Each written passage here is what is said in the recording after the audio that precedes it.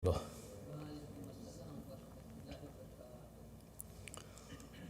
أعوذ بالله من الشيطان الرجيم. بسم الله الرحمن الرحيم.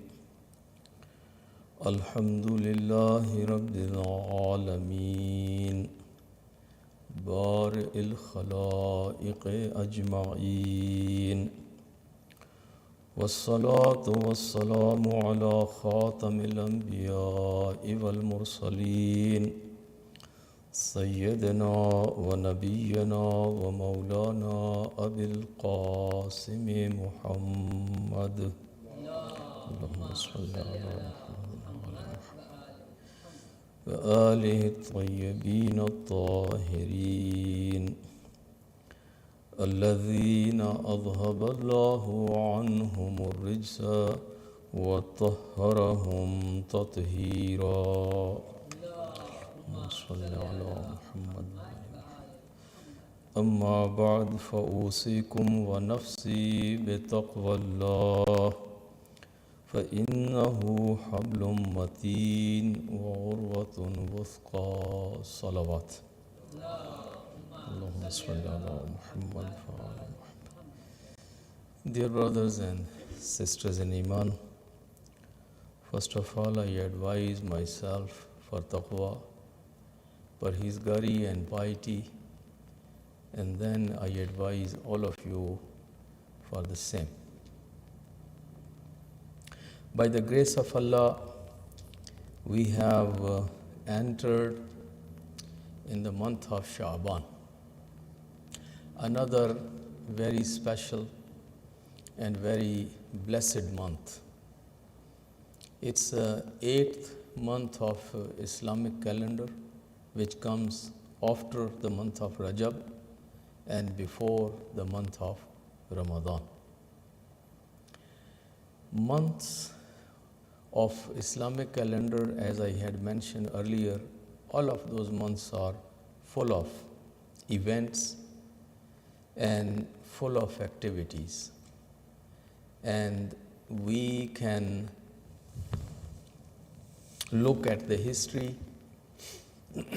and find so many events which had taken place in those months, and we can look at the books of our du'as and books of our a'mal and ziyarat, and we can find that there are so many recommended prayers, recommended fastings, and recommended a'mal and ziyarat in all those months. So it's good to keep the calendar always in mind, and at a central place at our homes where we can always remain up to date and know that which month is going on and what date is it, and then if there are some special events or if there are some special prayers or fasts or other a'mal, so we can take care of those, and we can also get the opportunity to share those events, that history, the importance of those things with our family when we sit with them. So it's very important, particularly for us. As a small group of the Muslims, or as a minority within a majority, it was needed, because outside everything was according to the policies and according to the beliefs of the government. Yes, in past modern media didn't exist, but there was always some kind of media, and every time the kings and the governments and those who are ruling, they had the access on that media of the time, and they would propagate their beliefs and their practices and their values through that media. And since we were living in small numbers, in those big numbers of people who had different perspective and different belief systems or different narrative, so it was very important for us as a smaller group of the people to remain very much mindful of our history, our beliefs, our practices, and that's why we have a little bit more emphasis on certain events, on certain kind of practices. It was just an effort within the family and within the community that we don't just give up whatever we have under the influence of the majority, because majority always influences the minority. And it's not only unique to us. You study it worldwide and you will see every minority will make some special effort to remember their history, to remember what their historical experience is, and to remember their historical figures and their sacrifices. Just one example which I can give you right now, just one example. Look at the blacks in this country. While majority will say just forget about the past and don't go always in the past and don't kind of always bring those old things again into the modern discussions, and just forgive and forget and just move on. But you will never find the leadership of the black community who will just kind of say that yes, past is past, and those were only historical things, and now we should just forget about that. Because those who, as in one of the known writers, he mentioned that those who forget the history, then what happens that it impacts their present also, because history always repeats. And if you don't remember the history, and if you don't keep your historical experiences in mind, then later on you face again the same historical hurdles. And that is why it is very important to remember. So that is about the history. Month of Sha'ban is also a very special month. It's a month that Prophet attributed this month as his month. So there is a riwayat where he says that the month of Rajab is the month of community, and the month of Sha'ban is my month, and the month of Ramadan is the month of Allah. Or there is another riwayat where it says the month of Rajab is the month of Allah, and month of Sha'ban is my month, and month of Ramadan is the month of Ummah. So there are variety of riwayat on that, but the point is that this is a very special month, and Prophet would live in this particular month in a little bit different way than his normal months before. It's reported that Prophet was used to fast the entire month of Sha'ban, or at least most part of the Sha'ban. So he would start fasting during the month of Sha'ban to again get used to and prepare himself for the month of Ramadan. So it's just like in certain prayers we have nawafil, and then we have the wajib prayer, like in the morning prayer. So first we have 2 rakat nawafil, and then we do the 2 rakat wajib.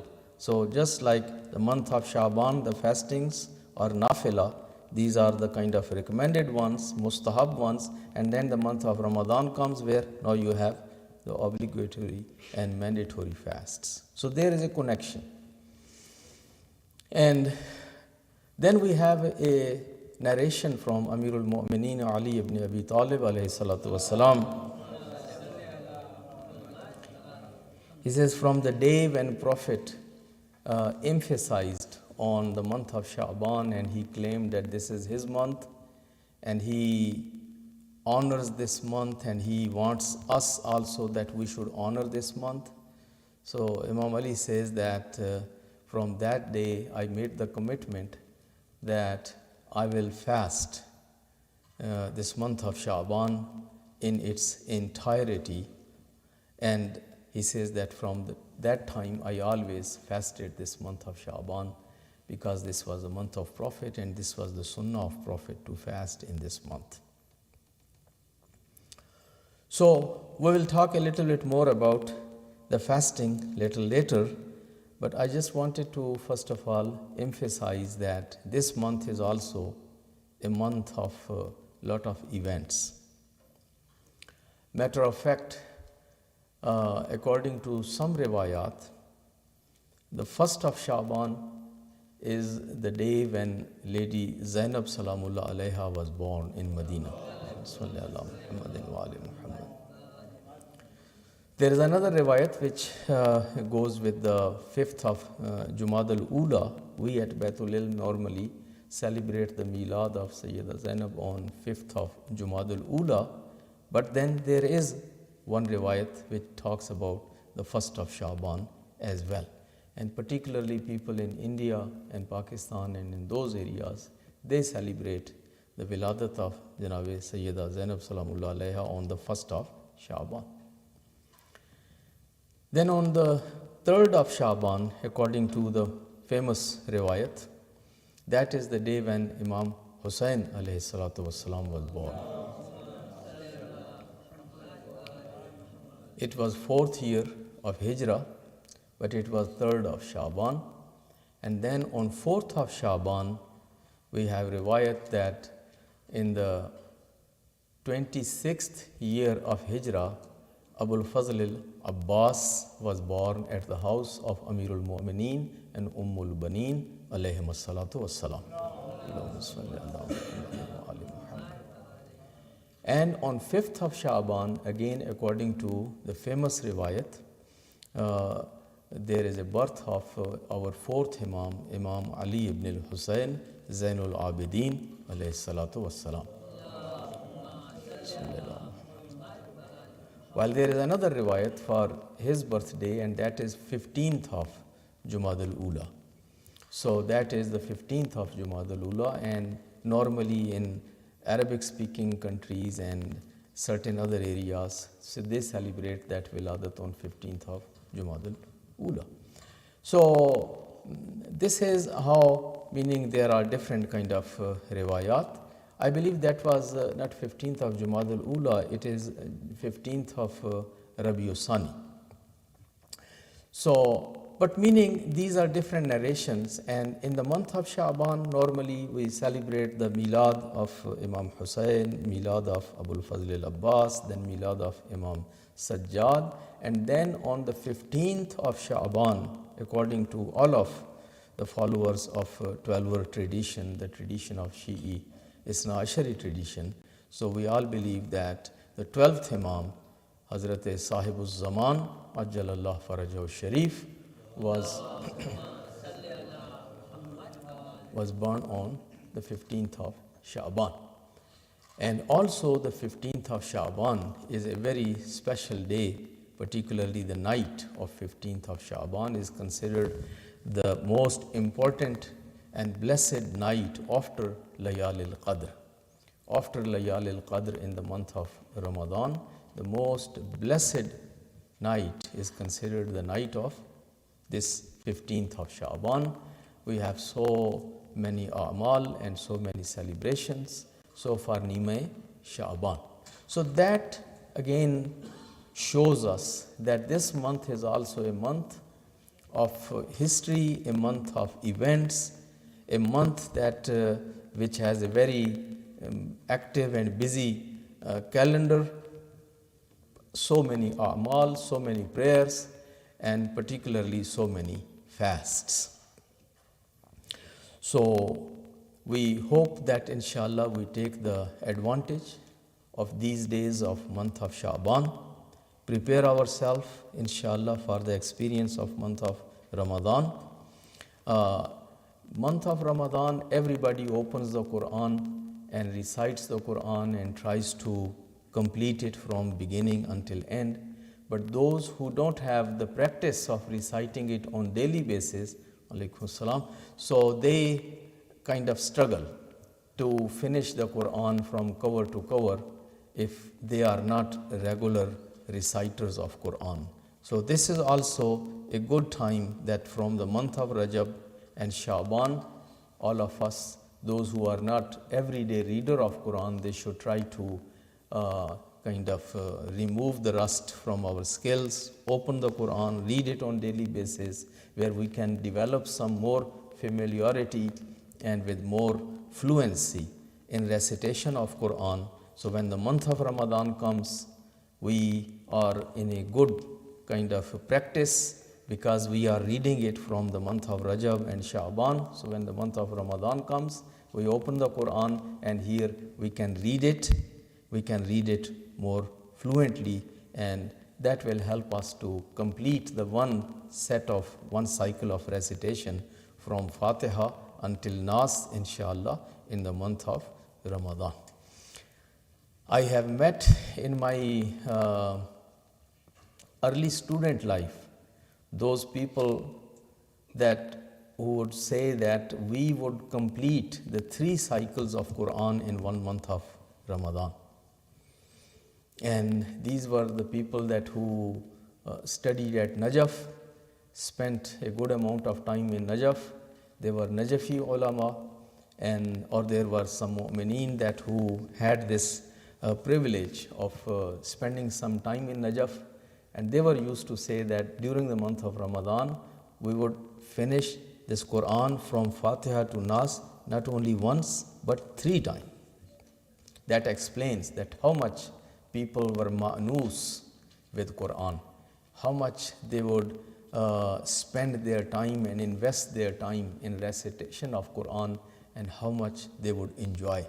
In this day and age, all of us, we know that we are now people of seconds and minutes and of short clips and short presentations and everything short and short and short, and that meaning now we don't have that kind of time, that kind of stamina, that kind of concentration where we can read these blessed books and these du'as. It's really painful, and it is something that we should worry about it. It's always good to keep growing in good trends and keep getting into the new and better trends, but it's good to keep the old and good trends and good habits, and to even revive them if some of those are gone, so we should revive them. Recite a salawat.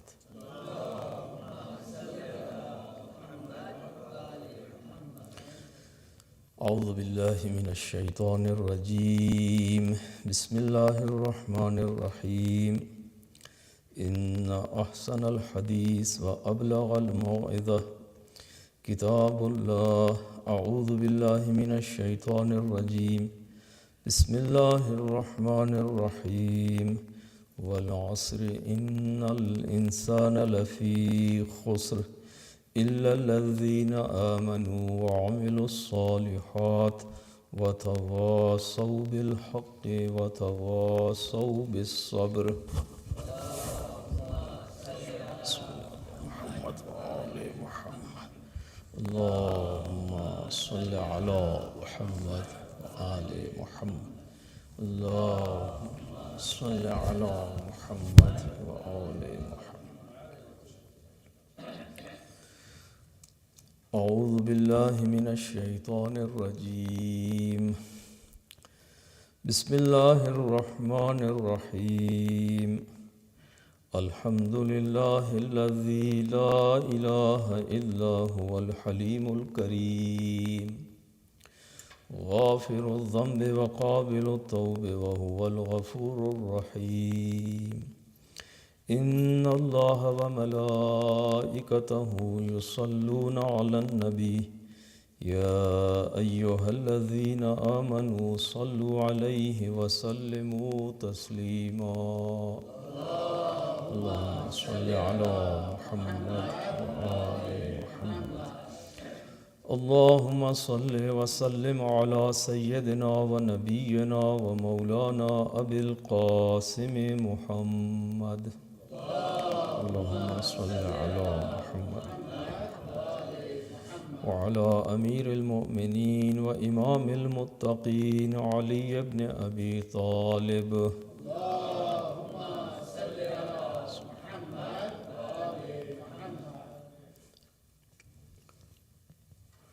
وعلى سيدة نساء العالمين فاطمة الزهراء. اللهم صل على محمد وعلى محمد وعلى الحسن والحسين سيدي شباب أهل الجنة.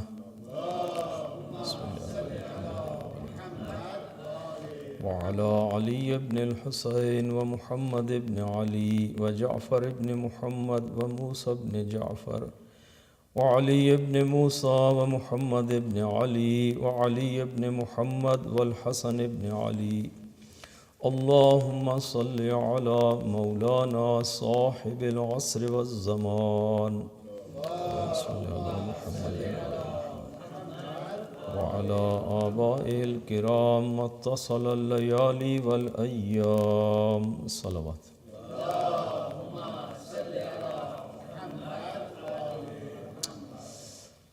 Dear brothers and sisters in Iman, again I advise myself for taqwa, parhizgari and piety, and then I advise all of you for the same. As I mentioned in my first khutbah that we have entered in the month of Sha'ban, and month of Sha'ban prepares us for the month of Ramadan. The experience of fasting, which we will have inshallah in the month of Ramadan, we can prepare ourselves in this month. Particularly, the next three khutbahs, I will be talking about the masail of fasting. We need to know so many masail, so many issues about the fastings. Many of us, we forget because this is not every day's practice, it is annual practice.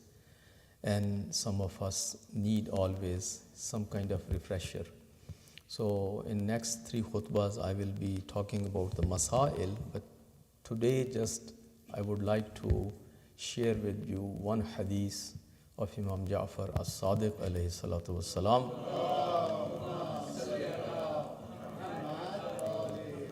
which explains the philosophy of the fasting. In Islam, we believe that everything which has been made mandatory or recommended for us, there is a reason behind it, whether we know it or we don't know either. There are certain things that we were able to discover, we were able to understand. People were fortunate that they asked the Prophet or Imams and they explained. And there are certain things nobody asked and Prophet or Aimma didn't explain. So, but we believe that whatever we are told to practice, there is a good reason behind it. And there is nothing in vain. There is nothing that we are told to do and there is no benefit for us in it. There is definitely a benefit for it. And we also believe as Muslims that whatever we do, whether it is salat, whether it is zakat, whether it is homes, whether it is hajj, whether it is jihad or whatever, nothing gives anything to Allah subhanahu wa ta'ala. Allah is ghani and He is self-sufficient and we are faqir. So whatever we do, it helps us. And the benefit, we are the beneficiaries of these ibadat or whatever we are told to do all these practices and all these amal, we are the beneficiaries. Ultimate benefit comes back to us as individual or as a family or as a community or as a society. It is all in the best interest of society. So, we have plenty of riwayat, but since it's a khutbah Jum'ah and we don't have so much time, I am sharing with you only one hadith. Otherwise, there are meaning hundreds of those hadiths, where Imam Sadiq alayhi salatu wasalam says, "Innama faradallahu azza wa jalla siyam liyastawiya bihil ghani wal faqir." Allah subhanahu wa ta'ala has made fasting mandatory or wajib. One purpose of doing this was liyastawiya bihil ghani wal faqir, so that the rich and poor, they all come to the same level. Rich, while he has so much and the refrigerator is full, and the poor, his refrigerator is empty. But in result, during the month of Ramadan, it's the same story. They are same. His refrigerator is full, but he cannot eat anything. And this one doesn't have anything. So they become musawi, they become equal. So this rich and the poor, they become musawi liyastawiya bil ghani wal faqir. وَذَلِكَ أَنَّ الْغَنِي لَمْ يَكُنْ لِيَجِدَ مَسَّ الْجُوعِ فَيَرْحَمُ الْفَقِيرِ.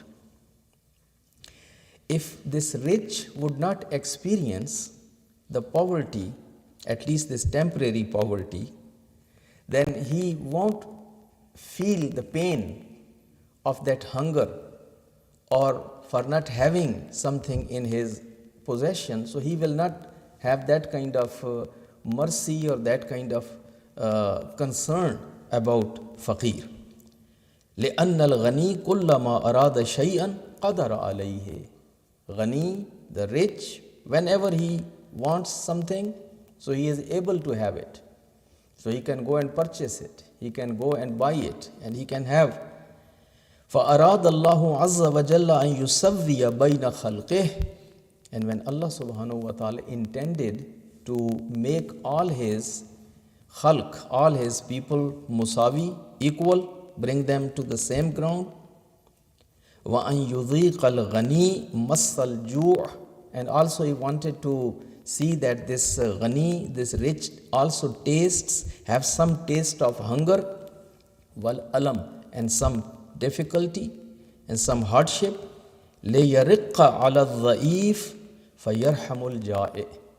So when he will go through this hard experience, then he will feel that kind of passion or that kind of concern. He will feel that for a weak person, فَيَرْحَمُ الْجَائِعِ, then he will show the mercy or he will show the favor or concern for the one that who is hungry. So the idea behind it is that sometimes there are people that who never experienced the shortage of anything. They were born in well-to-do families, and always they had everything at their disposal. So when you ask them to go and help the poor and the hungry and the destitute, sometimes they don't understand that why they have to do that, or what is happening with these poor and with these destitute people. But when you go through this practice of month of Ramadan, so and you don't have food, and when you don't have drink, and then you realize that not having food or not having drink, how difficult it is to bear. So this is the kind of experience which Allah subhanahu wa ta'ala wanted to give to everyone. And this is not the only reason or only benefit for the fasting. There are many others which inshallah we will talk about. One of the major benefits of fasting is that we develop self-control. self-control is very important for all of us to remain on the right path and to always do the right things and to avoid from indulging into the sinful activities or bad activities, because we lose control. When we see things, we get fascinated. When we see some certain temptations, so we get tempted.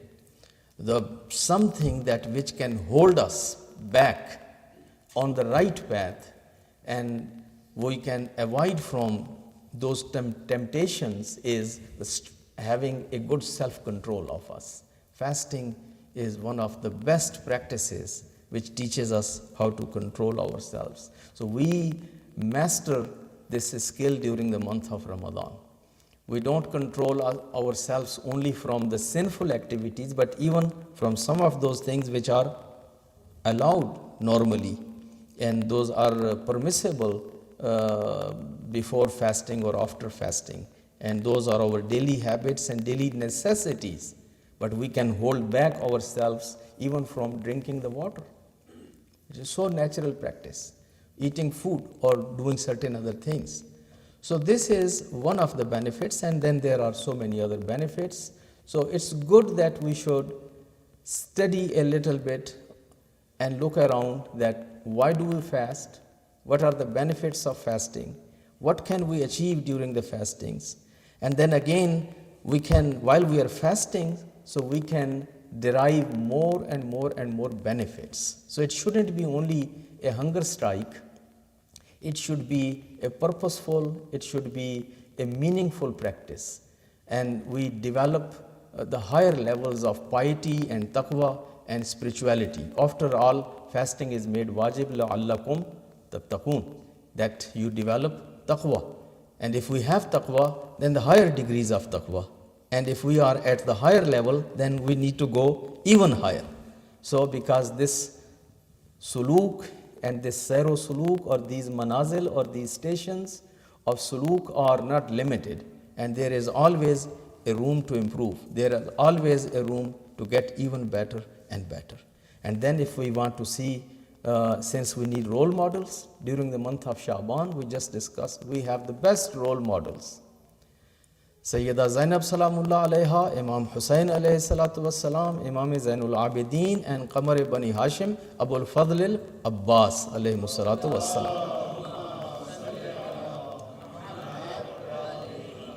So many good models and role models in front of us that we can look at them and see that how they practiced and how they taught us to practice. Those are our sources of inspirations. And that's why we celebrate their days. Inshallah, we will have the Milad, we will have Jashan tomorrow, and a visiting scholar will be inshallah visiting, and he will be speaking. We have a visiting sister also. She will be speaking to sisters, and I think we will have someone to even engage the youth. So we have plenty of kind of opportunity for everyone in the community to take the benefit, inshallah, and get ready for the month of Ramadan, inshallah. Recite salawat.